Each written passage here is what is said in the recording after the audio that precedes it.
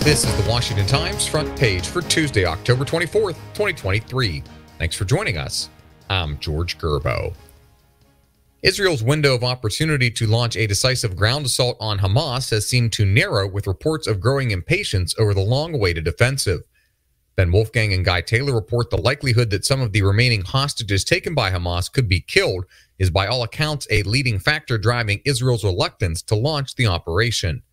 Israeli ground troops and vehicles have been gathered along the Israel-Gaza Strip border for weeks, despite warnings from the United States, the United Nations, and others about the dangers of civilian casualties.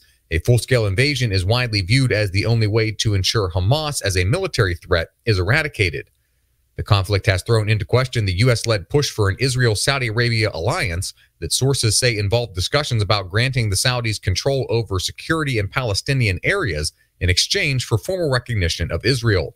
The prospect of such an agreement was seen as an outrage to Iran and Hamas.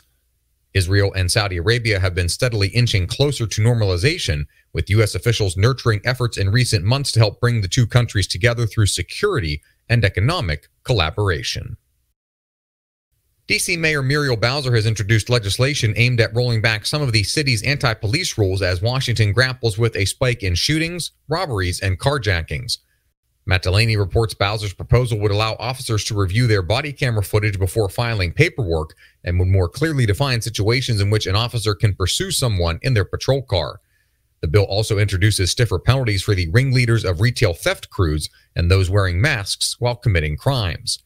Acting Metropolitan Police Chief Pamela Smith said the rules and restrictions, which were adopted after the 2020 murder of George Floyd by Minneapolis police, have made officers less willing to physically engage suspects, even when those suspects are trying to hurt themselves or other people.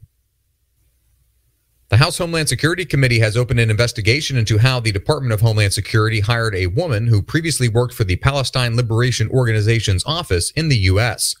Stephen Dinan reports U.S. Citizenship and Immigration Services placed Newa Ali on leave this week after finding out her background, but has not answered questions about whether it knew that she had worked for the PLO. Homeland Security Committee Chairman Mark Green has asked the department how Ali was allowed to remain on the job as an asylum officer and immigration educator, all while in recent days celebrating Hamas in social media posts. And finally, former President Trump has been logging as much time in the courtroom as he has on the campaign trail.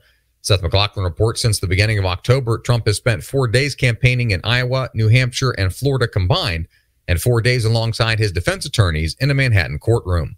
Trump is charged in a civil fraud case with lying about his business assets to secure loans and make deals that otherwise would have been outside of his reach.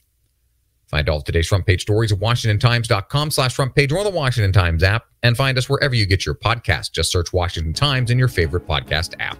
You can also find us on social media at Wash Times for breaking news, sports, commentary, and more. For the Washington Times, I'm George Gerbo.